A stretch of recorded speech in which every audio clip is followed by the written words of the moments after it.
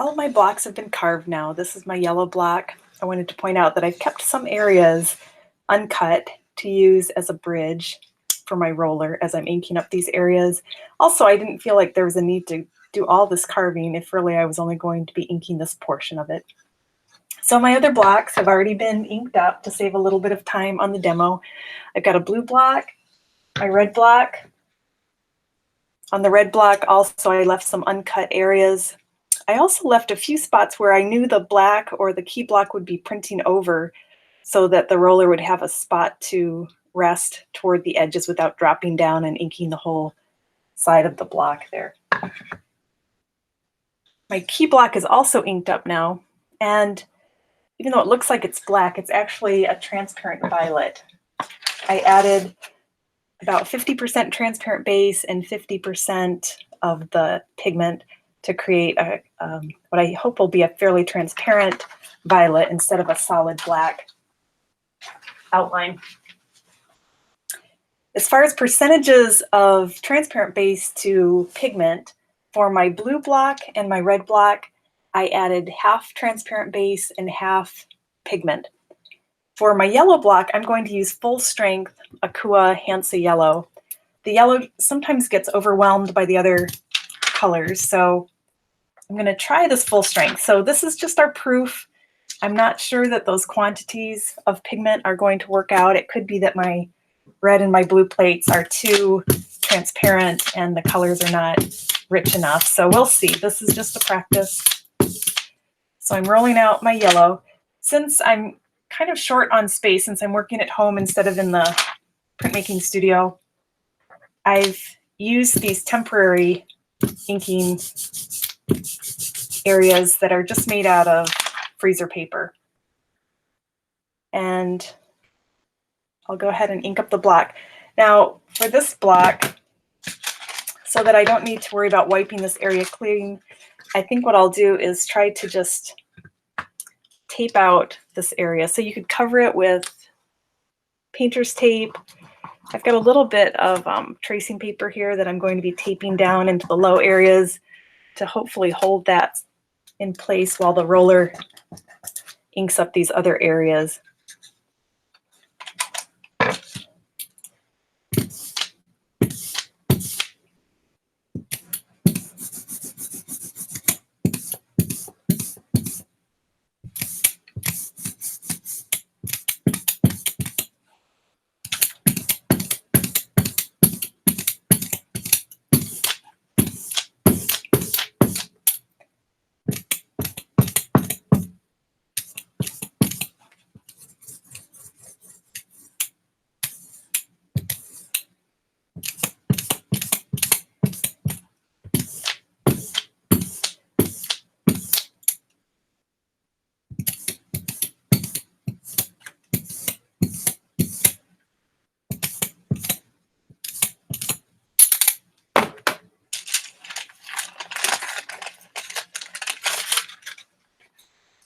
So I've peeled off that paper, but I've noticed that I didn't cut the block quite low enough in these areas, and ink was hitting those areas of the hillside that I want to keep purple.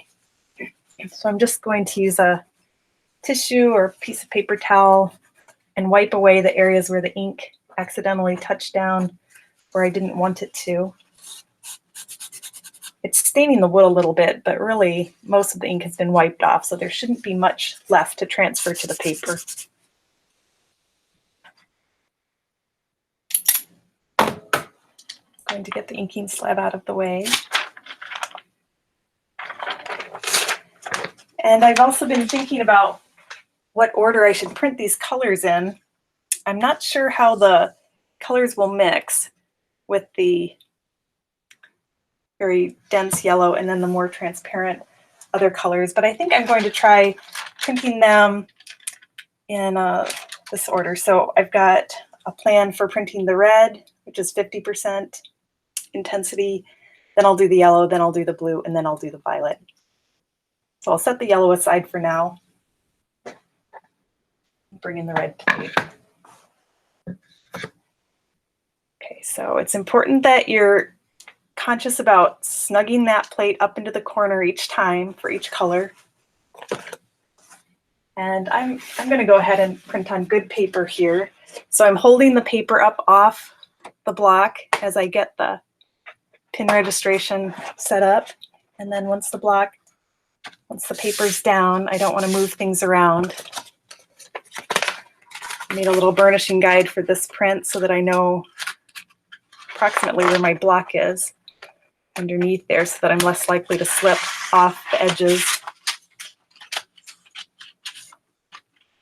And then I need a little bit of parchment paper and my wooden spoon.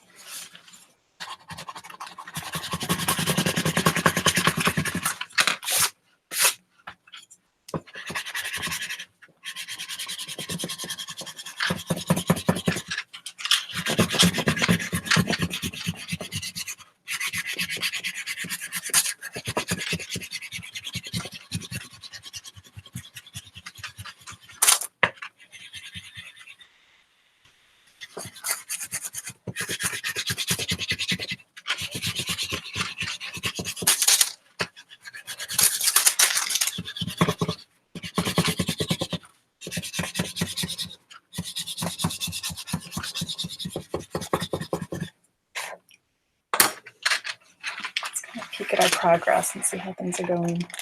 Okay, still a little bit streaky. I'm going to go over this lower area quite a bit more.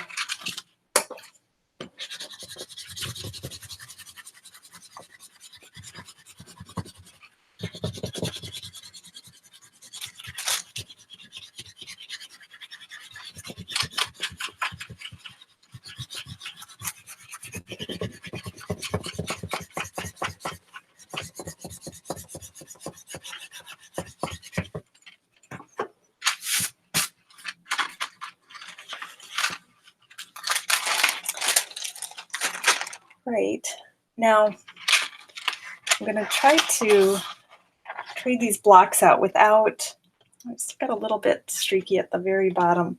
It's possible I didn't ink that quite enough, but I'll see if I can just do a little bit more burnishing, maybe with the edge of the spoon instead of the flat side, to see if I can increase the pressure a little bit more.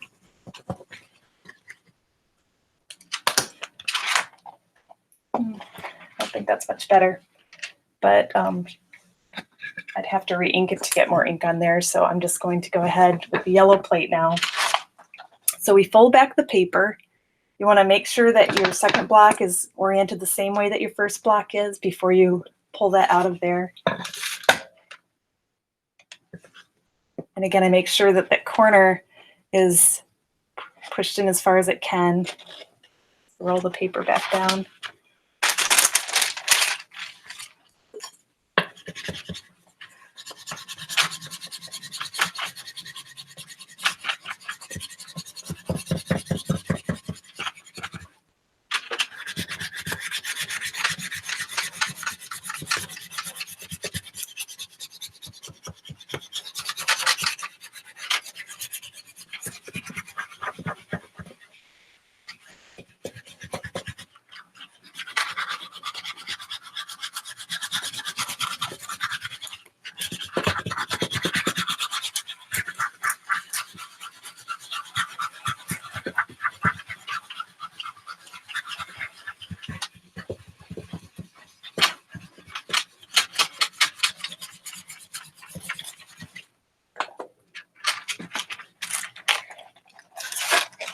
Okay, looks pretty good.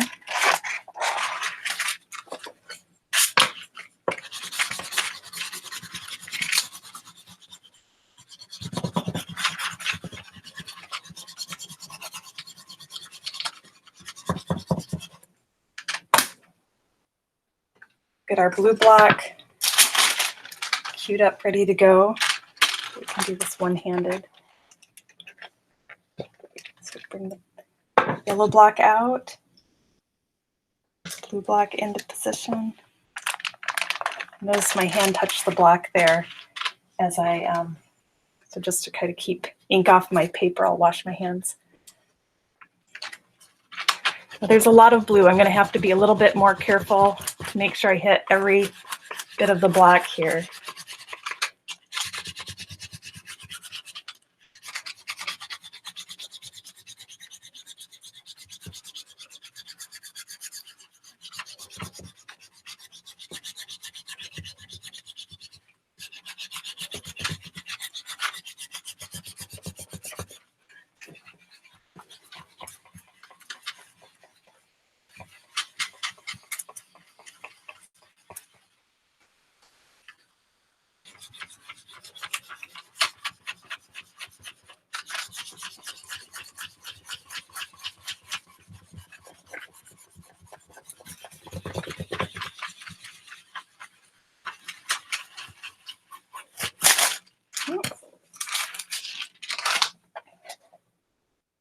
Okay, a little more burnishing in the sky, but we're starting to get there. See how the foreground is changing colors.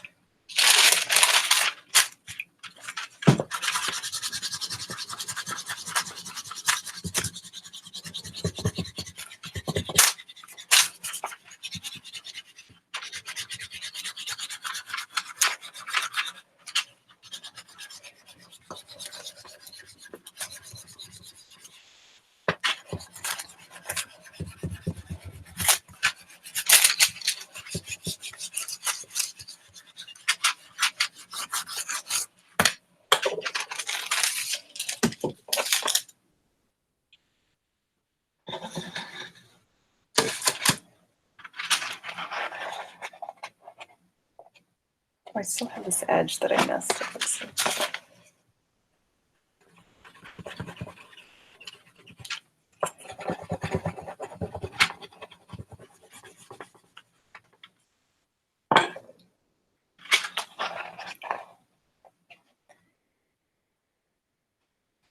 Bring the blue block out.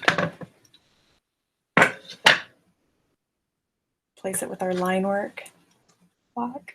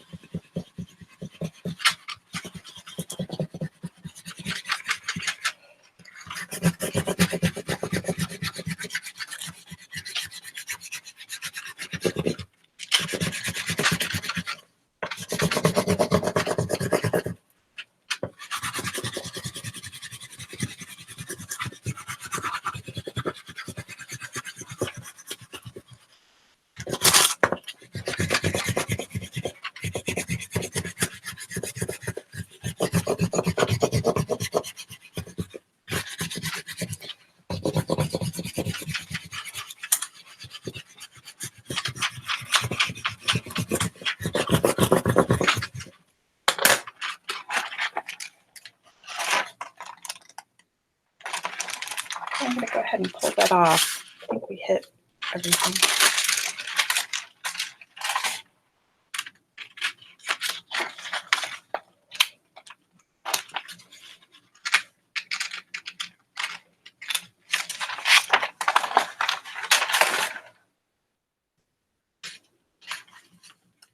This is always a little bit like opening a Christmas present when you first see your print. It's kind of exciting.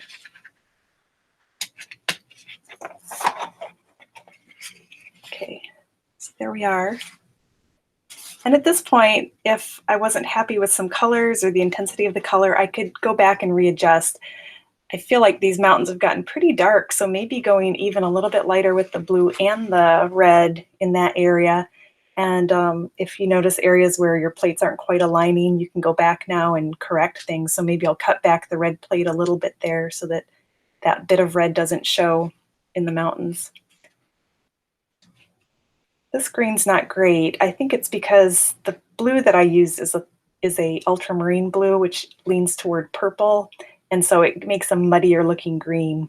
If I switch to a phthalo green, I'm sorry, a phthalo blue, I'll get a more vibrant green, but then the purples won't be quite as a beautiful purple. So you have to decide what's your priority as far as using one hue of blue versus another.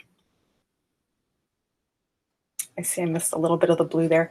So I could also go back, since my plate is still inked, I could go back, since I have a registration system that can help me get this back exactly in the same spot, I could go back and try to fix some areas like that.